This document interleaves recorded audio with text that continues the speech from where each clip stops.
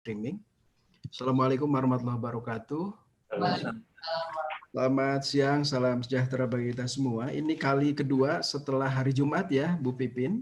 Ya, betul. Dan hadir di tengah kita Ibu Dirjen PSLB 3, Ibu Pipin. Pak Dirjen Ketenagalistrikan SDM, Pak Rida Mulyana. Selamat siang, Bapak. Siang. Pak Dirjen Minerba, Pak Ridwan Jamaluddin.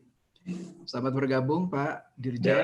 Kemudian hadir juga ini ahli senior menteri, penasihat senior menteri Pak Agus Pambagio.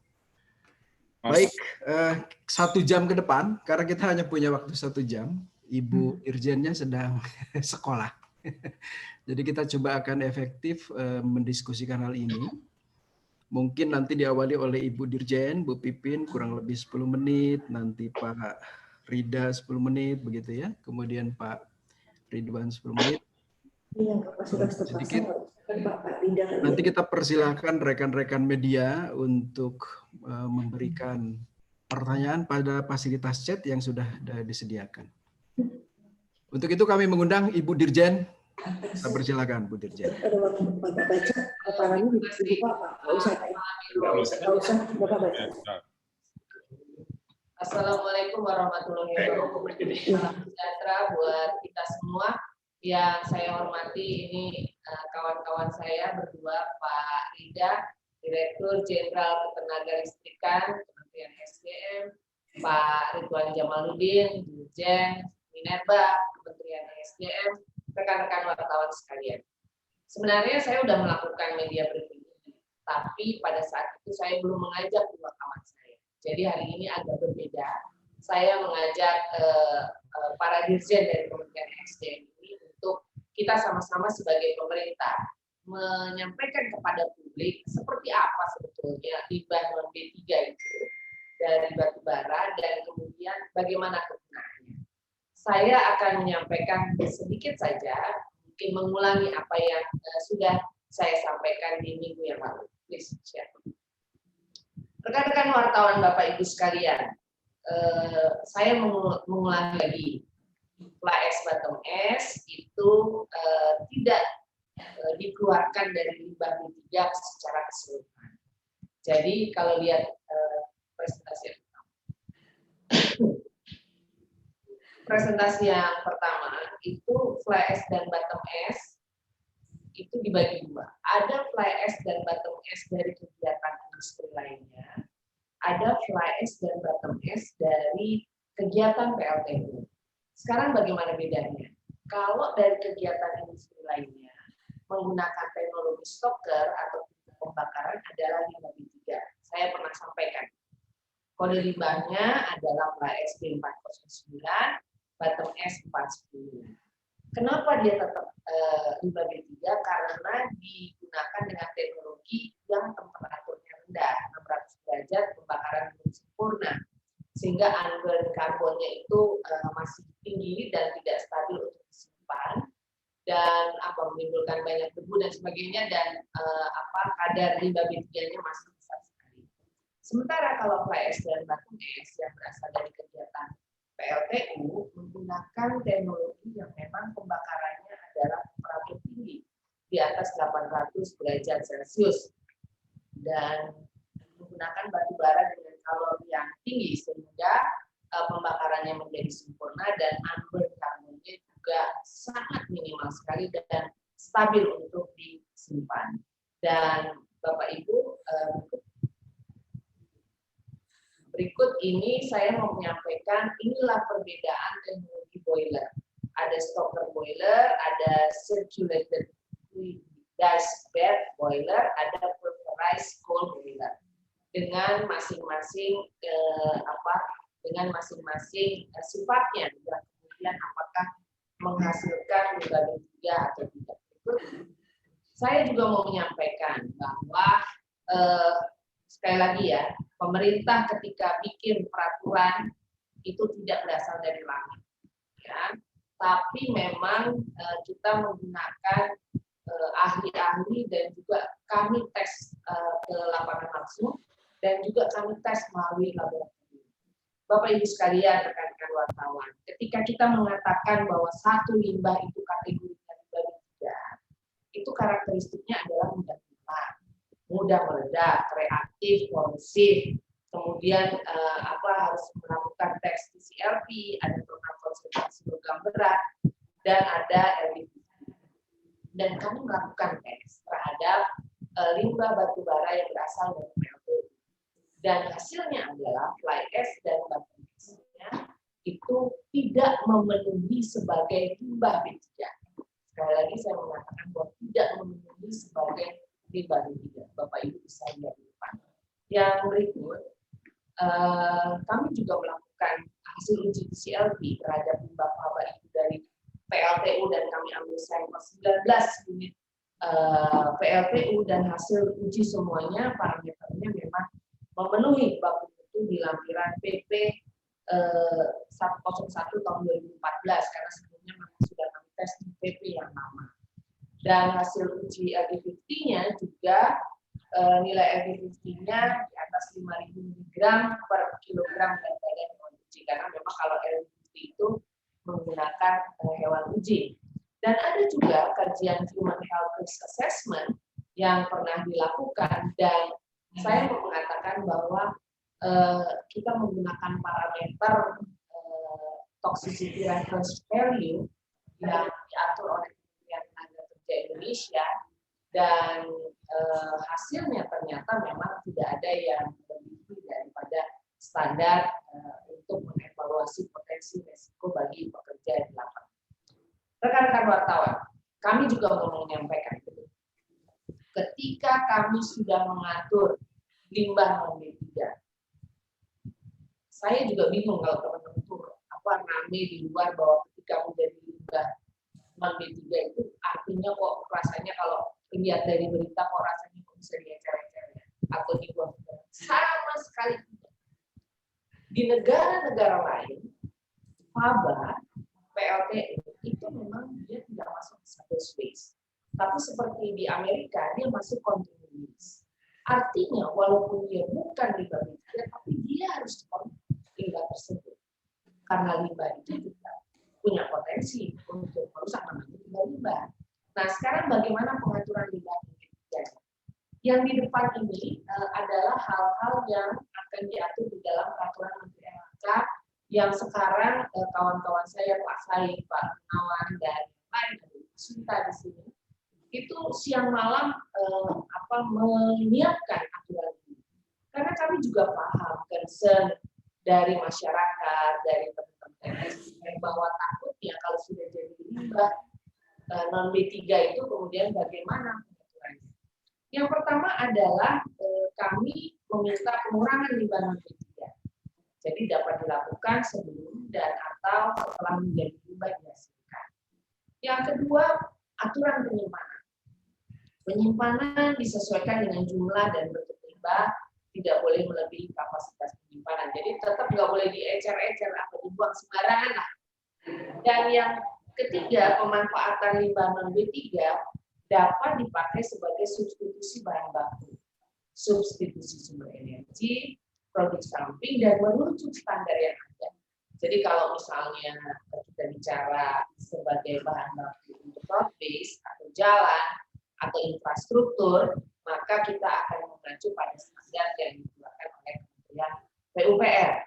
Dan penimbunan juga dapat dilakukan harus ada standar. Itulah yang kami atur. Ini masih terdengar, Bapak Ibu? Suaranya agak kurang clear, Bu Dirjen. Oke, kurang dekat, enggak? Sekarang udah clear, Pak Nono? Ya, bagus sekarang. Baik. Jadi, Bapak Ibu sekalian, di dalam peraturan Menteri LHK itu juga akan mengatur masalah penimbunan. Jadi misalnya kalau akan ditimbun, misalnya untuk tambang, lubang tambang dan sebagainya, ini yang di tempatnya Pak Ridwan Jamaluddin, itu juga kami tentu saja ada standarnya dan kami konsultasikan juga dengan Kementerian ESDM. Penanggulangannya seperti apa kalau memang terjadi pencemaran dan kerusakan. dan pelaporan kegiatan pengelolaan limbah non B3. Bapak Ibu sekalian, rekan-rekan wartawan, saya mau menyampaikan begini. Kami di pemerintah, di KLHK, di Kementerian SDM, dan kementerian-kementerian lain tidak akan lepas tangan. Kalau memang ada terjadi pelanggaran, maka bisa dilakukan penegakan hukum. Masyarakat tetap bisa kemudian melakukan gugatan ganti kerugian karena itu dilindungi oleh undang-undang. Dan yang lain adalah rencana pengelolaan limbah B3-nya. Nah, sekarang kalau sudah menjadi limbah non B3, memang kami pesan adalah pada perencanaan bagaimana pengelolaannya. Masuk di mana? Masuk di persetujuan lingkungan, yaitu di dalam AMDAL-nya. Jadi tools untuk melakukan pengawasan ada di situ. Kemudian, tapi memang pengelolaan limbah non B3 tidak memerlukan izin. Sekarang sudah tidak ada lagi izin limbah B3, tapi nanti akan masuk ke dalam AMDAL dan tidak memerlukan persetujuan teknis. Jadi kan yang menggantikan izin limbah B3 adalah persetujuan teknis yang nanti akan masuk ke dalam persetujuan lingkungan. Nah, persetujuan untuk limbah non B3 tidak butuh persetujuan, tapi standar-standarnya itulah yang kita tetapkan dan itu nanti akan masuk ke dalam dokumen lingkungan. Dan yang lain, yang terakhir adalah limbah non B3 dilarang melakukan dumping, pembuangan limbah non B3, dan dumping ini nanti akan masuk bagaimana cara dia dumping dan sebagainya, tentu saja ada di persetujuan lingkungan, ada di AMDAL. Kemudian pembakaran secara terbuka tidak boleh, percampuran limbah non B3 dengan limbah B3, kemudian penimbunan limbah non B3 di tempat pemrosesan akhir di TPA. Yang lain terakhir, yang berikut, pemanfaatan faba di Indonesia rasanya ini nanti bisa dijelaskan oleh Bapak-Bapak Dirjen Pak Rida dan juga Pak Ridwan Jamaluddin. Demikian Pak Nunu, Pak Kepala Biro Humas. Terima kasih. Terima kasih Bu Dirjen. Mohon langsung dilihat fasilitas chatnya, Bu Dirjen sudah ada masuk. Oh, iya. Boleh. Pak Dirjen juga sudah ada masuk dari Republika ya pertanyaan. Saya mengundang Pak Dirjen Ketenagalistrikan, Pak Rida Mulyana. Saya persilakan Bapak. Baik, terima kasih Pak Nunu. Bismillahirrahmanirrahim. Yang saya hormati para sahabat saya nih Bu Dirjen, Bu Pipin, Pak Ridwan Jamaluddin, Dirjen Minerba, dan tentu saja senior kita Pak Agus Pambagio, serta tentu saja rekan-rekan jurnalis, media cetak, elektronik maupun online. Assalamualaikum warahmatullahi wabarakatuh. Salam sejahtera dan salam sehat buat kita semua. Terima kasih atas terselenggaranya rapat ini. Ini inisiatif Bu Pipin dan teman-teman di sana.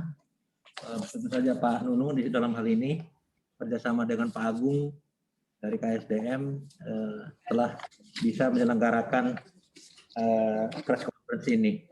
Ada beberapa yang ingin bagi teman-teman, suara saya bisa terdengar jelas. Mungkin izin share beberapa slide.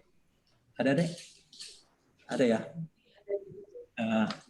Jadi Bapak Ibu sekalian, secara fakta saat ini kita lanjut. Secara fakta saat ini kita berapa jumlah produksi faba ini ada di SDM? ada, bisa.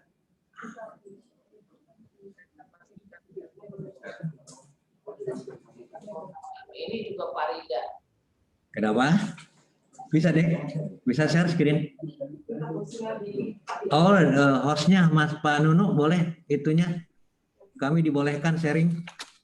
Oh baik, untuk host dari PSLB 3, Humas, co-host. Oke. Diberikan ini ya, akses untuk Saya sharing beberapa screen. Nah, bisa ya. Lanjut. Ini nggak banyak kok. Oke. Oke, ini alhamdulillah. Lanjut ke halaman 3 aja deh. Bisa kelihatan kan? bisa Pak, silakan Pak. Oke, lanjut halaman 3 deh terusnya. ini teman-teman media, lanjut. Nah ini dia. Ini yang sebelah kiri pie diagram, teman-teman. Ini faktanya bahwa kita sampai saat ini masih sangat tergantung dengan PLTU. Ini data sampai 2020 ya. Kelihatan yang ungu di bawah itu PLTU mendominasi.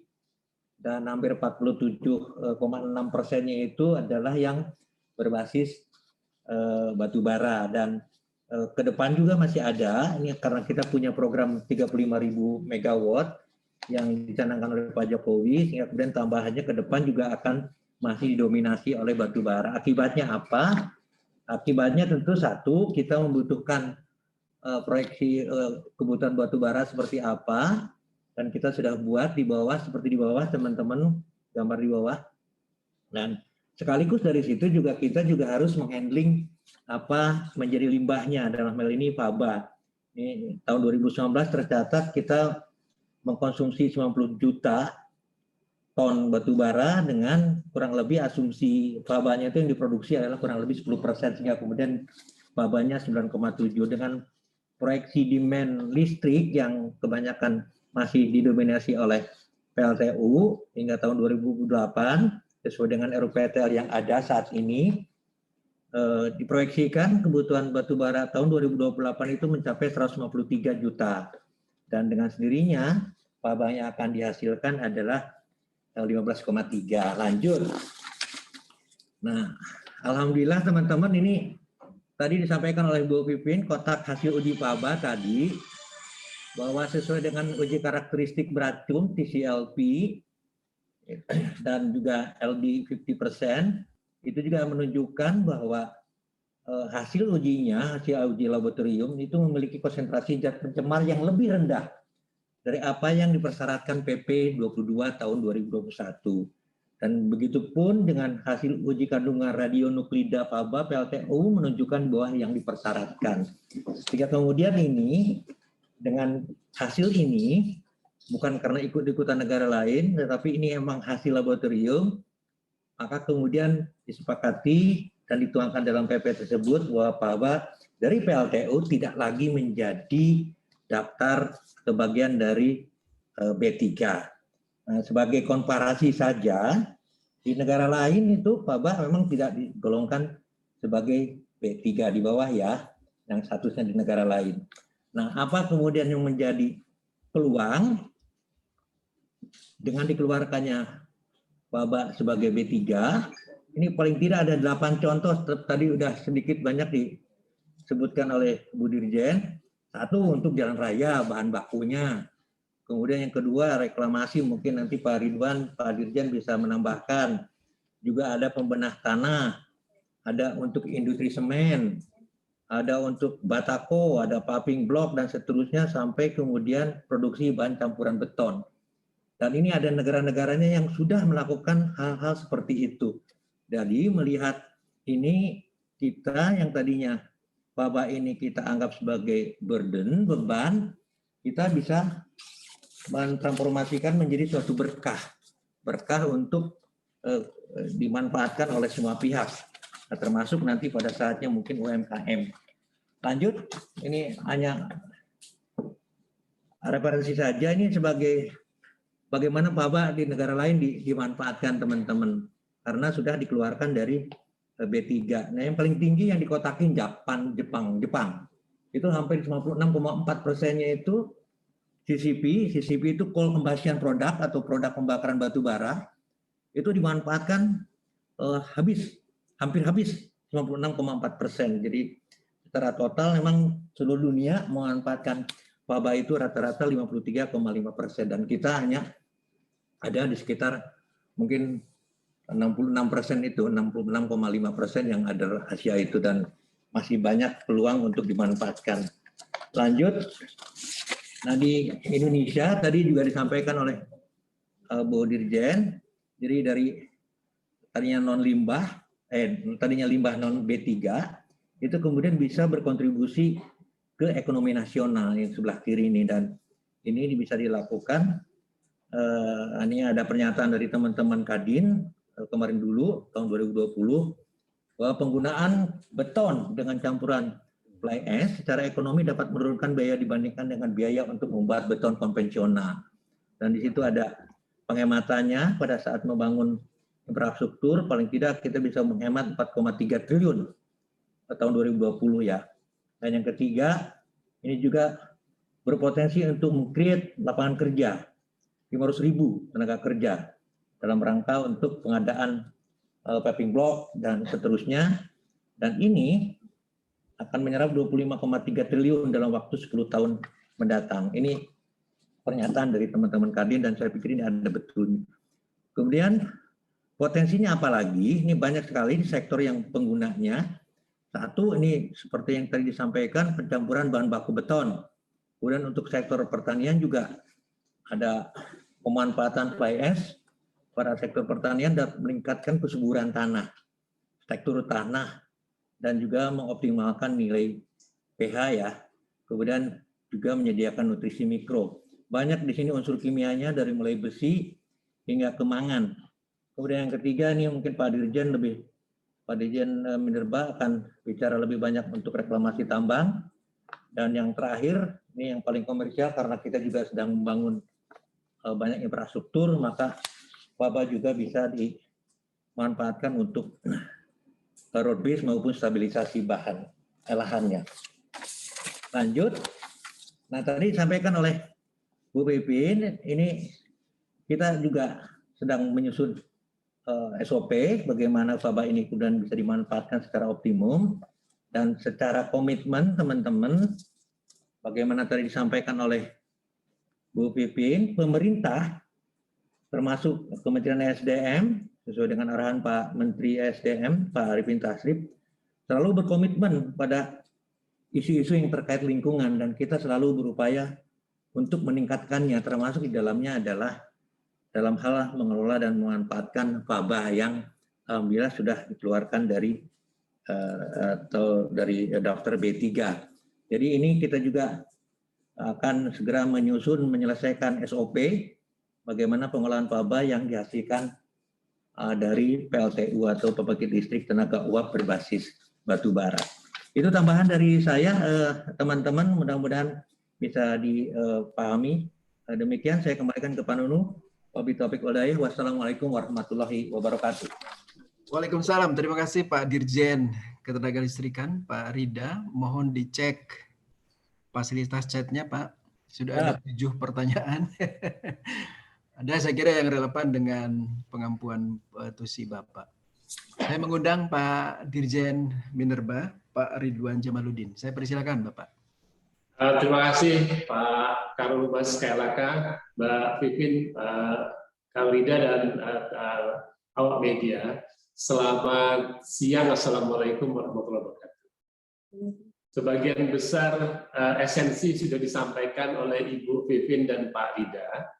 Saya menambahkan beberapa hal esensial saja dan beberapa contoh kecil di bagian akhir nanti. Yang pertama, secara nasional, kebijakan pemanfaatan batu bara adalah sebagai sumber energi dan juga dengan memberikan nilai tambah. Artinya, makin ke depan, kita akan makin banyak menggunakan batu bara setelah diolah untuk digunakan untuk produk-produk lain yang lebih ramah lingkungan. Ini adalah bukti bahwa pemerintah sedang berusaha keras untuk mengubah citra bahwa batu bara adalah produk yang banyak mencemari lingkungan. Jadi sekali lagi, kebijakan saat ini dalam pemanfaatan batu bara secara umum adalah hilirisasi ataupun peningkatan nilai tambah. Nah, semangat ini penting untuk saya sampaikan bahwa pemerintah betul-betul sungguh-sungguh sedang mengupayakan itu. Yang kedua, spesifik tentang PP nomor 22 tahun 2021 ini, yang hendak kita lihat adalah bukan kita menafikan bahwa ada potensi fly ash dan bottom ash dari batu bara, tapi kita mengubah tata kelolanya saja. Kalau sebelumnya dilarang, sekarang diperbolehkan tapi diawasi dengan ketat dan dibina. Jadi boleh dulu, kemudian kita awasi. Kalau memang kemudian ada masalah, seperti disampaikan Ibu Dirjen tadi, tentunya akan dilakukan upaya-upaya penanggulangannya. Nah, dengan cara demikian, kita bisa membalikkan realita bahwa segala sesuatu yang tadinya tidak bisa digunakan menjadi sesuatu yang lebih bermanfaat.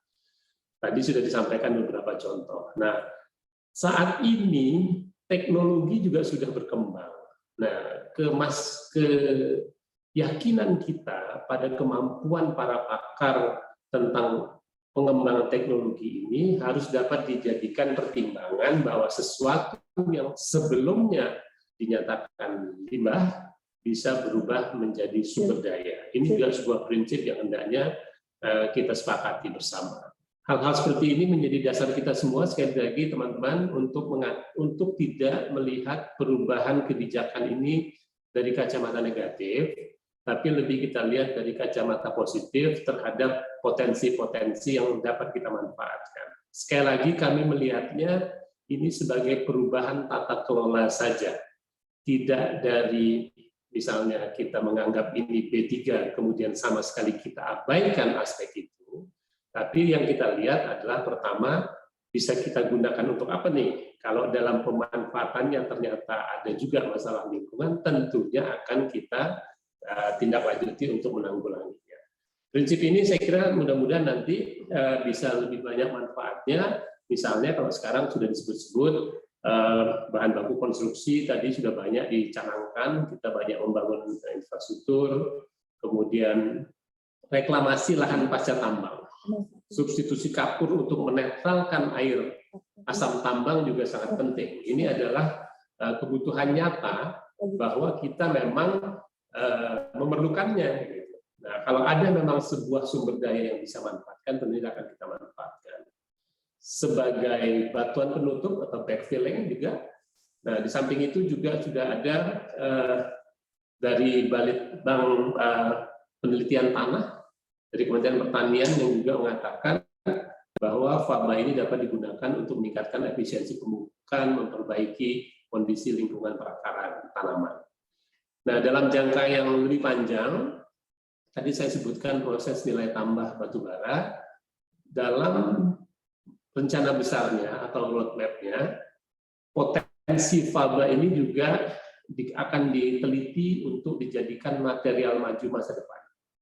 Nah, hal-hal seperti inilah yang sekali lagi kita jadikan acuan bahwa perubahan kebijakan ini sama sekali tidak menafikan kita bahwa ada potensi ancaman, namun lebih mengubah tata kelola yang tadinya melarang, namun kita boleh dulu kemudian kita kendalikan. Demikian saja tambahan dari saya, Bu Vivin, Pak Rida, mohon maaf juga kalau saya tidak bisa hadir sepenuhnya, Pak Karo Humas karena ada rapat dengan Pak Menteri, tapi bersama saya ada Ibu Lana yang siap melanjutkan tanya jawab. Terima kasih. Baik Pak Dirjen, terima kasih. Mohon tim Pak Dirjen bisa melihat fasilitas chat. Saya kira sudah ada 9 pertanyaan. Mungkin ada yang relevan juga dengan tusi Ditjen Minerba. Saya mengundang Ibu Vivin untuk memberikan jawaban atau klarifikasi, kemudian nanti Pak Rida, kemudian nanti timnya Pak Ridwan Jamaluddin. Saya persilakan Ibu. Baik, terima kasih Pak Nono. Bapak Ibu sekalian, pertanyaannya banyak, akan tetapi Pak Nono rasanya ada yang memang harus dijawab oleh Pak Rida dan harus dijawab oleh Pak Ridwan atau Bu Lana dalam hal ini. Ya. Jadi yang pertama yang bisa saya jawab adalah pertanyaan dari yang dari Pandu tadi kayaknya Mas. Oh iya, Mas Pandu yang terlibat, memang kami melibatkan pakar. Ketika mengambil sampel dan sebagainya itu anggarannya tentu saja dari KLHK. Dan kami bawa ke laboratorium yang independen dan kemudian dianalisa oleh kawan-kawan dari universitas, beberapa universitas ternama yang memang kami libatkan, dan juga LIPI juga kami libatkan pada saat itu untuk penelitian terhadap PLN. Kemudian pertanyaannya yang lain adalah aspek pengawasan. Nah, ini yang memang kita kedepankan. Nah, sekarang bagaimana pengawasannya dilakukan? Kalau dulu itu kan pakai izin pengelolaan limbah B3, izin-izinnya yang kita awasi. Izin ini kan sekarang kemudian menyatu pada izin persetujuan lingkungan yang kemudian masuk di perizinan usaha. Kalau dia limbah B3, maka pengawasannya adalah dengan mendapatkan persetujuan teknis terlebih dahulu, kemudian masuk ke dalam dokumen lingkungan. Tapi kalau limbah non B3, maka nanti standar-standar yang sekarang sedang digodok di KLHK yang akan diatur dalam peraturan Menteri LHK, misalnya standar penyimpanannya, standar pengumpulannya, standar penimbunannya, standar pemanfaatannya. Nah, itulah yang akan masuk di dalam dokumen lingkungan, persetujuan lingkungan. Dari persetujuan lingkungan itulah yang akan dilakukan pengawasan seperti biasa, pejabat pengawas lingkungan hidup, dan kalau ada pidana ya PPNS, penyidik pegawai negeri sipil. Kemudian pertanyaan untuk KLHK yang lain dari Mas Raden Aryo. Ini ya.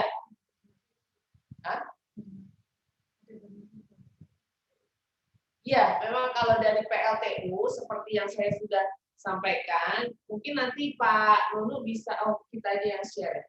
Presentasinya nanti bisa di-share di sini. Tadi Mas Raden Aryo kayaknya WA saya deh, minta bahannya ya.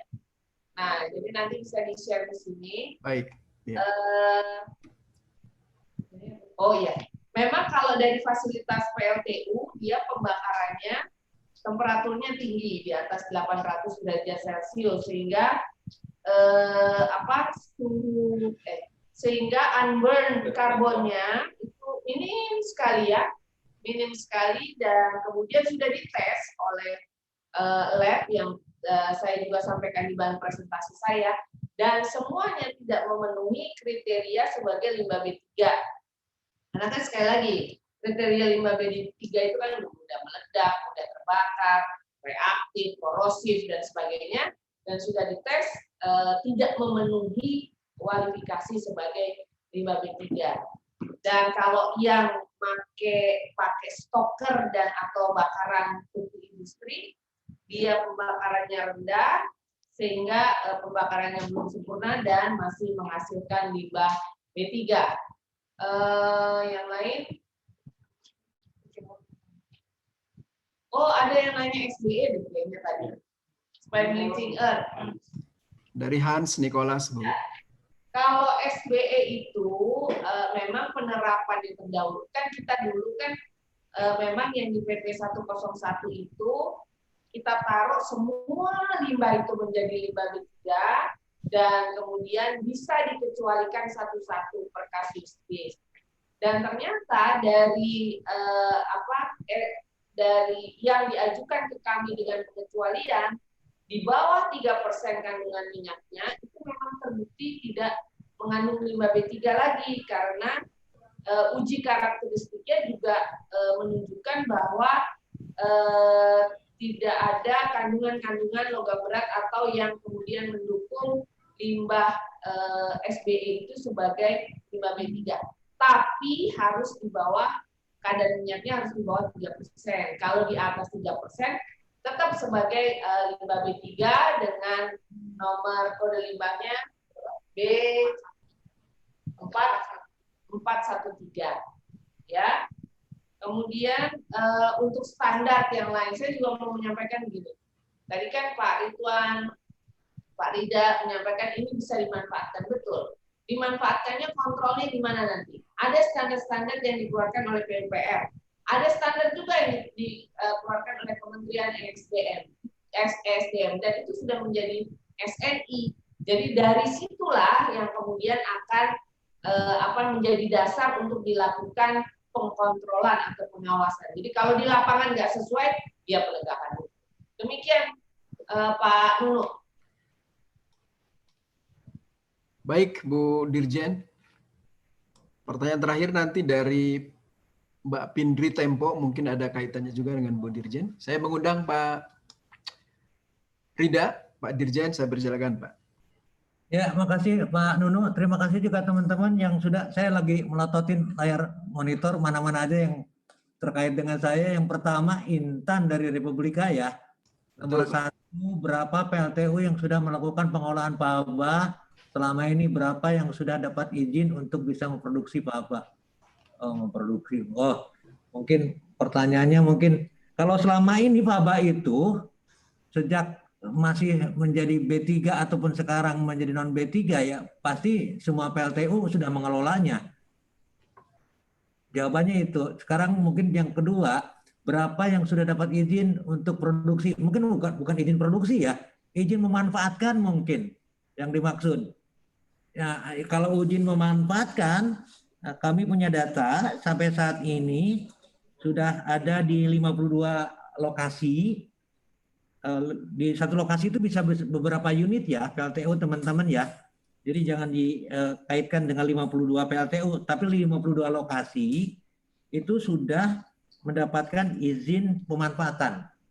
Dan yang 6 sedang berproses izinnya melalui fasilitas PTSP ya, pelayanan terpadu satu pintu di teman-teman KLHK. Nah ini sedang berproses dan mungkin kedepannya akan makin banyak yang mengajukan izin untuk dimanfaatkan mengikuti standar standar yang dikeluarkan oleh teman-teman dari KLHK.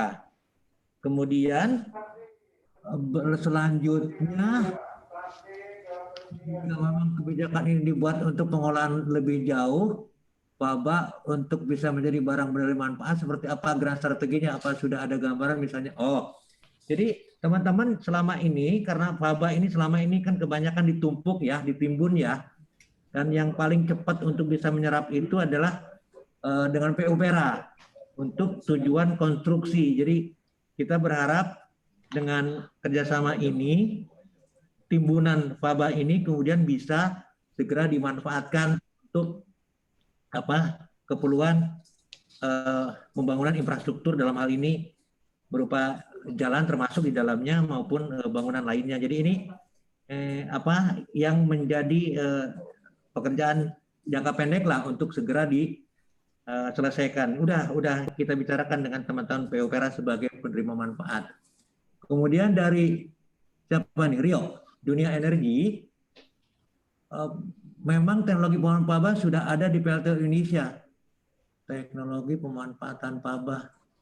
Bukan di PLTU-nya ya, kalau pemanfaatan paba itu, yang tadi itu banyak untuk keperluan pertanian, untuk keperluan konstruksi dan segala macam. Kalau di PLTU itu yang memproduksinya atau yang menghasilkan pabanya.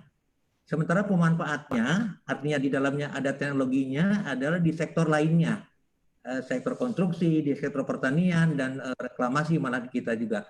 Itu mungkin Rio pertanyaannya yang pas dan jawabannya yang pas. Kemudian yang kedua, bagaimana pemerintah pastikan PLTU bisa kelola pabanya. Ya itu dia, kita sekali lagi meskipun ini sudah dikeluarkan dari B3, tidak serta-merta kemudian isu lingkungan menjadi diabaikan. Kita tetap berkomitmen seperti Ibu Pipin tadi, pemerintah siapapun di sektor manapun agar lingkungan tetap terjaga dan tidak sampai kemudian mengganggu kita semua. Itu jawaban kami. Apalagi nih?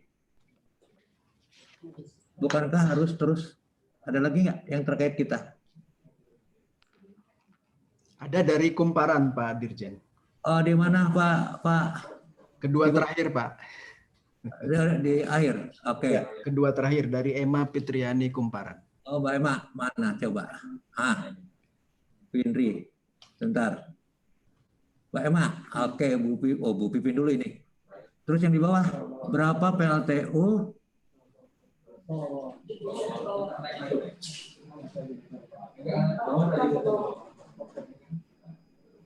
Itu buat Bu Pipin dulu ya. Karena dia yang bawah nih. Nah, berapa banyak PLTU yang sudah menggunakan teknologi sesuai dengan ini kan, berapa banyak PLTU yang sudah menggunakan teknologi yang sesuai sehingga limbahnya bisa dikeluarkan dari kategori B3. Ya kalau sesuai dengan kategorinya semua PLTU kan wabahnya udah dikeluarkan dari B3 tadi seperti keterangannya Bu Dirjen, Mbak Emma. Terus ke Pak Rida dengan dikeluarkannya wabah PLTU, BPP listrik mana sih, bisa sebentar deh saya baca dulu. PLTU dari daftar 5 BPP listrik biaya karena biaya bisa apakah artinya tarif listrik turun, bisa turun. Oh, pinter.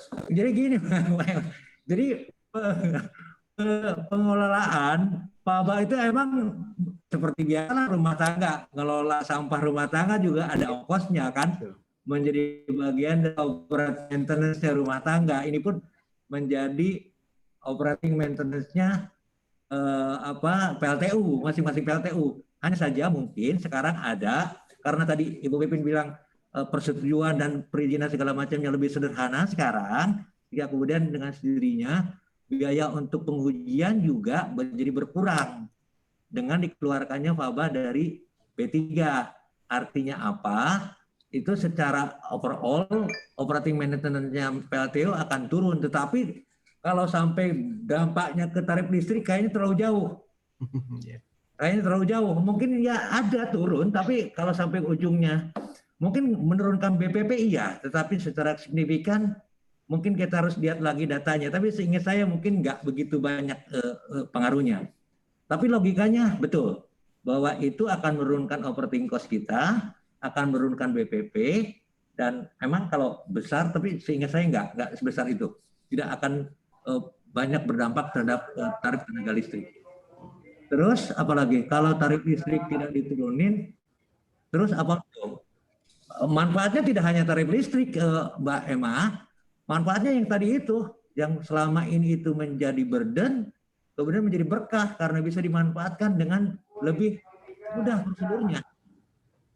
Dan itu pada saatnya akan, ya kayak tadi kalau misalkan membuat konstruksi atau untuk semen kan itu lebih murah, jauh lebih murah daripada dengan bahan baku yang konvensional. Itu manfaatnya tidak harus kemudian ujungnya berupa tarif tenaga listrik. Lanjut, ada lagi? Oh ini dia. Dari David.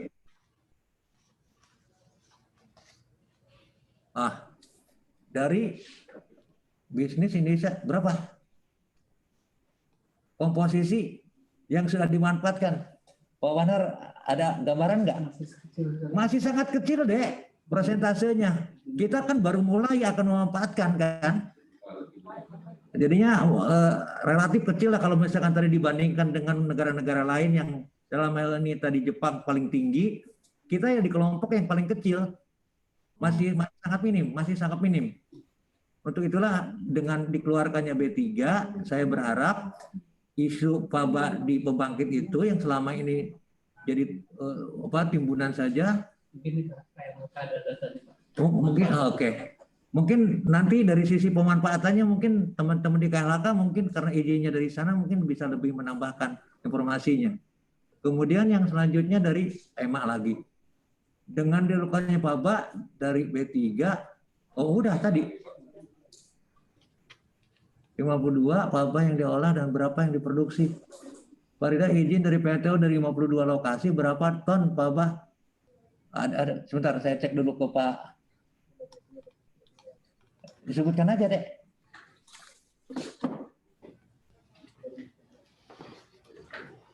Pada tahun 2019, konsumsi batu baranya pada tahun 2020 yang sudah bukan. Ini kan yang dihasilkan, yang dimanfaatkan.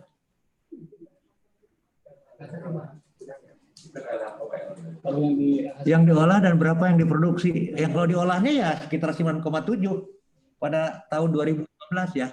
Tapi kalau yang dimanfaatkannya mungkin teman-teman di KLHK punya datanya. Barangkali. Itu apa lagi? Udah habis kayaknya Pak Nunu. Dari saya susulkan kalau ada tambahan lagi. Baik Pak, mohon dicermati jika ada yang berhubungan dengan Bapak. Saya mengundang Ibu Lana. Ibu Lana ada yang ingin ditanggapi? Silakan Ibu.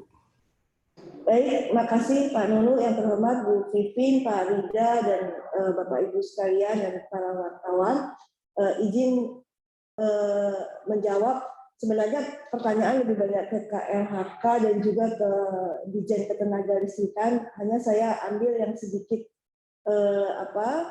berkaitan dengan Minerba, bahwa dikatakan di negara lain faba tidak masuk dalam limbah B3 karena pengawasannya ketat, tapi di Indonesia mungkin dianggapnya sebaliknya begitu ya.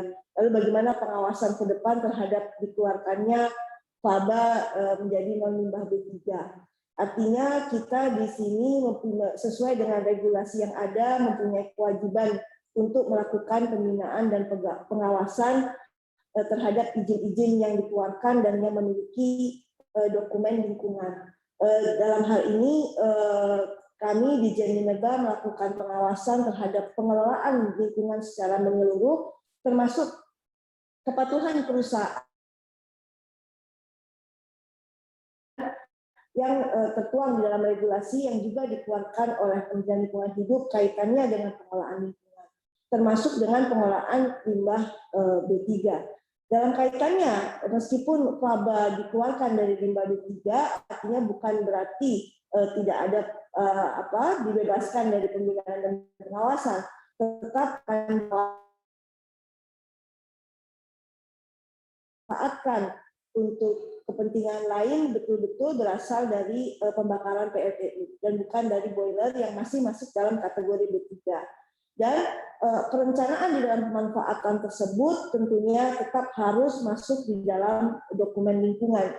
Artinya kalau memang setelah dikeluarkan ini kemudian ada rencana akan digunakan dalam dokumen lingkungannya belum tercantum di sana, maka tentunya harus ada proses revisi terlebih dahulu sampai dengan dokumen lingkungan disetujui, baru faba dimanfaatkan. Dan dalam pemanfaatannya nanti, mulai dari perencanaan hingga sampai menjadi sesuatu yang direncanakan, tentunya dilakukan pengawalan, harus melakukan pengelolaan lingkungan sesuai dengan dokumen lingkungan hidup yang disetujui.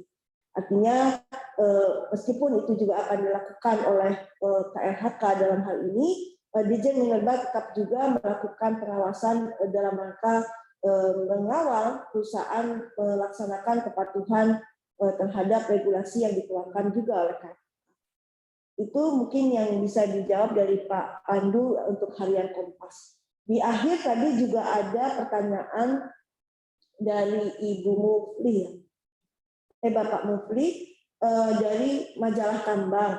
Apakah ada kajian dari ESDM kalau faba punya kandungan logam tanah jarak?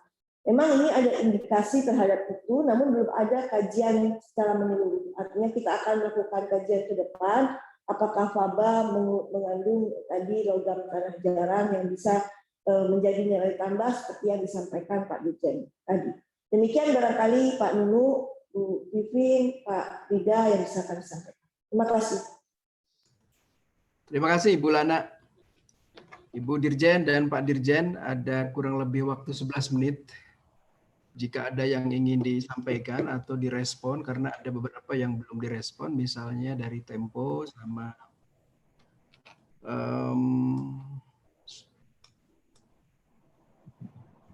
Mas Sugih dari Agro Indonesia.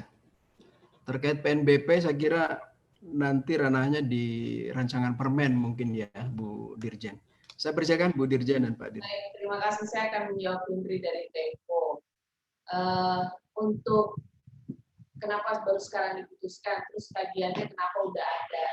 Ya karena memang kan kami membutuhkan database, dan dalam perjalanannya dulu ada pasal pengecualian di PP 101. Nah dari situ banyak PLTU yang mengajukan kepada KLHK, dan memang setelah dilihat kami juga melakukan evaluasi. Yang namanya pemerintah itu kan kita harus juga melakukan policy exercise. Jadi segala sesuatu yang dikeluarkan itu harus kita exercise dan kita lihat. Ternyata dengan teknologi persoalan lingkungan itu kan bisa diatasi. Dan dari hasil uji karakteristik yang dilakukan itu membuktikan bahwa dari PLTU itu sudah tidak memenuhi kriteria menjadi limbah B3.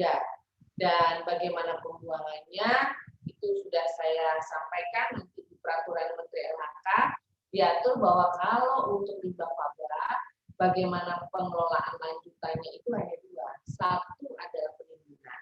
Penimbunan itu yang nanti bisa dilakukan di rumah-rumah tambang misalnya. Dan yang satu lagi adalah pemanfaatan. Nah, sekarang pertanyaannya kalau dibuang ke TPS bukan PTS itu. TPS sampah biasa ya, saja tidak boleh ya. Dan kalau tadi pertanyaannya Pak Rida, kayaknya yang sudah memanfaatkan masih di bawah 10% Pak Rida kalau dari catatan KLHK.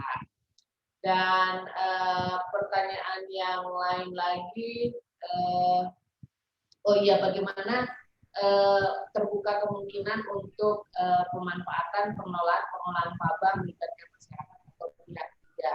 Jadi memang betul sangat dimungkinkan untuk dimanfaatkan oleh pihak lain. Tapi yang namanya limbah itu kan harus juga bisa di-track. Dia pengelolaan lanjutannya itu siapa yang melakukan pengelolaan. Kalau memang mau diberikan pada masyarakat, misalnya yang mau melakukan pemanfaatan, maka kita akan melihat dari penghasil limbah non-B3-nya itu. Dia akan kemudian melakukan pengelolaan lanjutan atau pemanfaatannya itu siapa yang akan melakukan. Nah, tapi kalau misalnya pengelolaan lanjutannya limbah non-B3-nya akan dilakukan oleh industri juga, maka kita akan melakukan pengawasan terhadap industrinya tersebut. Kemudian pertanyaan dari Sudi Agro Indonesia, yang 3%, nah itu lagi, kalau ditanya kenapa dulu ditetapkan limbah B3, ya memang karena dimasukkan di dalam PP 101, dan kemudian ada bagaimana melakukan pengecualiannya dengan masing-masing. Berdasarkan pengalaman, dan juga belajar dari negara-negara lain. Jika, dan perkembangan teknologi, jika spent bleaching earth itu kadar minyaknya diekstraksi dan menjadi di bawah 3%, ternyata kandungan logam beratnya dan kandungan racun yang mengakibatkan mudah terbakar, kemudian masih ada kadar racunnya itu sudah hilang. Tapi kalau di atas 3% kadar minyaknya, itu semua masih ada, sudah terbakar dan sebagainya, itu masih ada dan memenuhi kriteria untuk menjadi limbah B3. Jadi seperti itu Pak Angguru dari kami. Baik, Bu Dirjen. Pak Dirjen, ada yang ingin disampaikan? Dan sebagai penutup aja nih Pak Nuno dan teman-teman ya, saya hanya menyampaikan lagi aja komitmen sektor ya dalam ini SDM bahwa memang sesuai dengan Undang-Undang 30 tahun 2009 tentang ketenagalistrikan, pelaku usaha dalam hal ini PLTU ya teman-teman, wajib memenuhi ketentuan yang dipersyaratkan dalam mengelola faba. Mau masuk B3 atau tidak, mereka tetap wajib mengelola faba. Itu satu. Yang kedua, kami sebagai regulator di Dirjen Ketenagalistrikan sudah juga punya komitmen dengan seluruh pelaku usaha pembangkit listrik untuk tetap mengelola faba ini sesuai dengan prinsip-prinsip yang berwawasan lingkungan yang nanti akan dituangkan dalam bentuk SOP, yang SOP ini akan menjadi acuan untuk dilaksanakan oleh semua pengusaha PLTU. Jadi ini menjadi komitmen kita pemerintah, bagaimana tadi disampaikan Bu Dirjen, bahwa pemerintah itu senantiasa sangat-sangat concern dengan semua isu terkait lingkungan. Dan kita selalu berupaya untuk terus meningkatkannya, termasuk dalam hal ini adalah bagaimana mengolah faba. Itu Pak Nuno, tambahan dari kami. Sekali lagi terima kasih atas terselenggaranya acara ini, dan saya kembalikan ke Pak Nuno. Terima kasih Bu Upin, makasih Bu Upin. Terima kasih Pak Dirjen, Ibu Dirjen. Ibu Lana, salam buat Pak Dirjen Minerba. Pak Agung, ini Humas SDM. Terima kasih Kang.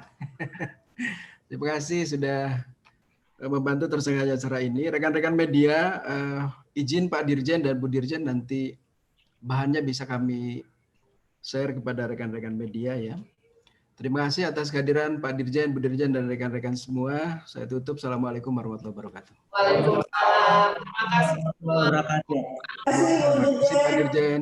Pak Dirjen. Pak Agus Pambagio, terima kasih ya. Sama-sama.